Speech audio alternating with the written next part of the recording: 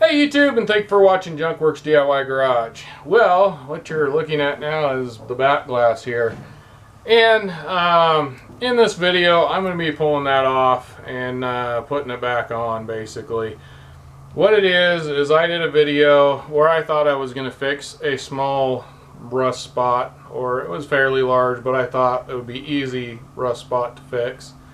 Turned out to be a whole big giant patch job, welding in a patch, because there was a giant hole in my roof by the time I got done with it. But anyways, beyond that, go watch those if you want to see how to fix some rust. Beyond that, I decided these videos were taking too long. It ended up being a 3-part video plus a couple other things that I take off. So in the videos, I have a separate video on this light here and a way to maybe kind of modify it to hopefully not rust under it more. The roof rail, the roof bar up here, I have a separate video on taking that off, and I'm making this a separate video doing the back glass. So that's why you kind of come in, I guess, without much of an introduction. So that's why I'm going back and doing this. So like I said, it was a completely different planned video from when it began to when it ended. So anyhow, hopefully you enjoy this. If you need to know how to take the back glass off, I make a couple of mistakes that I'll show you and have to fix. And if you've already made those mistakes or don't want to make the mistakes, watch my video all the way through. Alright, thanks for watching. And then right here, there's the wire that is going, which, look, I think you push on this and pull, give it a little wiggle. It goes to this back glass, the defrosters that go across here. So there's one of those on both sides here, and those just kind of unplug. Be careful if you break these, what that was. If you break these, it's not going to work, but there are kits that you can actually buy to fix these kind of things if you ever do break them later on. We got our first snafu. To get these off with any tool I have anyways, you have to pull these covers off of here. Okay, got another clip, and this one's brand new, so we'll see if it goes. Can't remember how these ones look. I push down on these ones and then they come loose.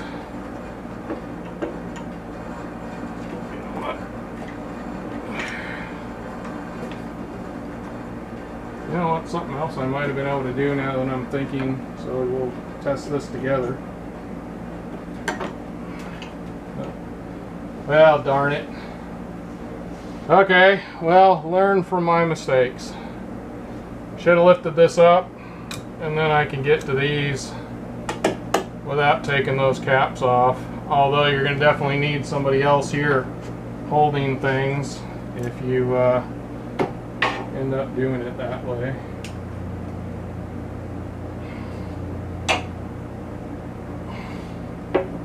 Live and learn.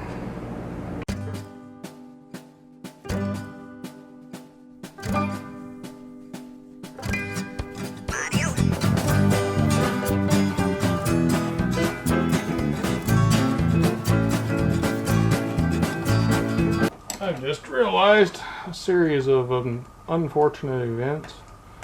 That's what that's called.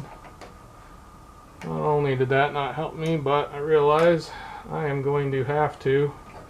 Come on, this one does not want to come out of here.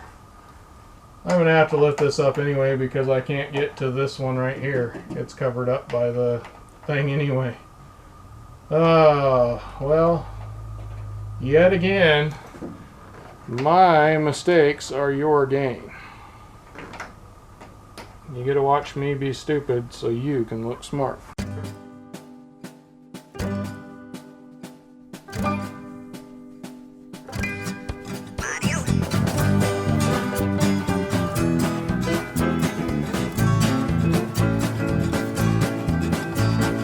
We got the back glass on.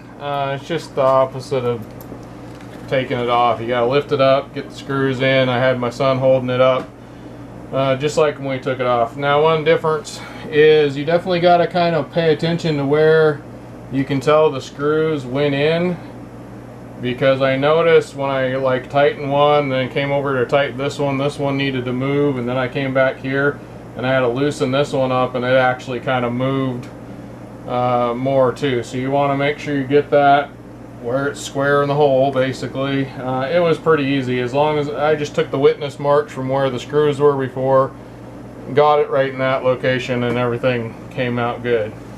Second of all, unfortunately, like you probably noticed in the beginning there, I screwed up. This one I think will go on with the clips, but this one over here definitely will not. And because I did break a couple of the clips off of this one, I don't want to put this one on and have to try and get it off again. I am going to, what I'm going to do is put some, if I can find it, some double-sided sticky tape on here. I thought about JB welding, but if for some reason I need to get it off to replace the window or do something, by then I'll probably have to buy a used part that has all this anyway. But just in case, sticky, double-sided sticky tape is a little bit easier to get off with some heat. So I'm going to go ahead and put some of that there, and we'll stick that on, and you'll find out down the road whether or not it worked for me. What I have is this right here. It's a 3M. It's made for like putting on like moldings and things like that, so it's pretty strong stuff. Just gonna go ahead and kind of wipe this area with some alcohol here. Same thing with this one here.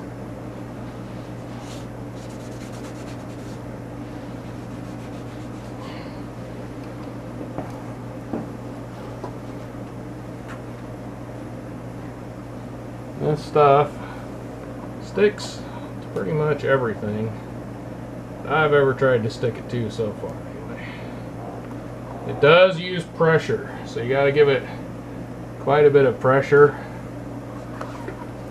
to stick it. Now, one piece here would probably more than cover it, but I am going to go ahead and just double my efforts here and put a couple on there.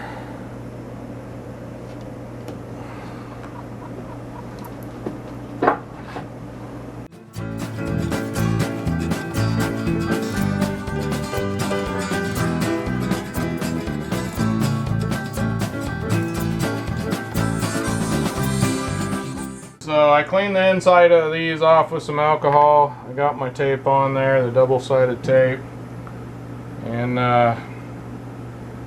usually it's easier to peel this off with a bit of a razor blade or something like that. You can kind of stick it right into the backing there and usually get a hold of it. Of course, it helps if you can actually see without being 10 feet back or have glasses on.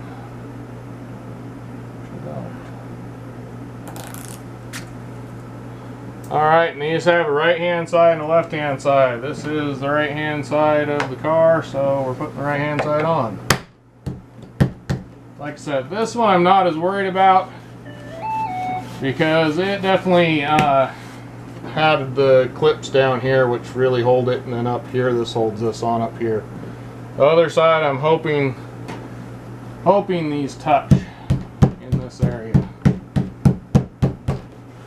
And yet again, you gotta try and give it some pressure. That's what really actually activates it. So I got this on. I can pull on this pretty hard and I'm not seeing any problems with it coming off. And this one definitely, it was just flipping in the wind when I put it on. And that one, like I said, I'm not too worried about. Now, I put this in, got these on. It's pretty well done.